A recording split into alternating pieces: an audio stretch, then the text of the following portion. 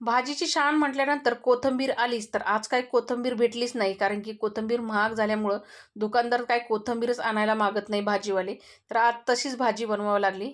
दुपारचे मेसचे 2 डब्बे होते, तर त्यांच्यासाठी आपल्याला राजमा भाजी बनवायची आहे. तर इथे बघा मी राजमा स्वच्छ धुवून घेतला. भिजवलेला राजमा आहे. कुकरमध्ये टाकून, पाणी टाकून, मीठ टाकून 4 शिट्ट्या काढून घेतल्या. आता इथं मी वाटण काढून घेतलं. टमाटर, कांदा, अद्रक आणि लसूण. आता कोथिंबीर नाही म्हटल्यानंतर तसंच मिक्सरला फिरवलं मी.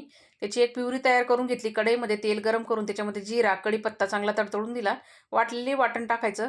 मस्त असं परतून घ्यायचं. नंतर हिंग, घरगुती मसाला, लाल काश्मीरी मिरची पावडर, धना पावडर, गरम मसाला, हळद टाकला.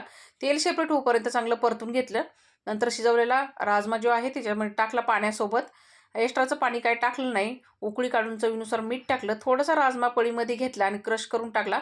म्हणजे भाजीला घट्टपणा येतो मंडळी. भाजी तयार झाली. भेटूया पुढच्या व्हिडिओमध्ये. धन्यवाद.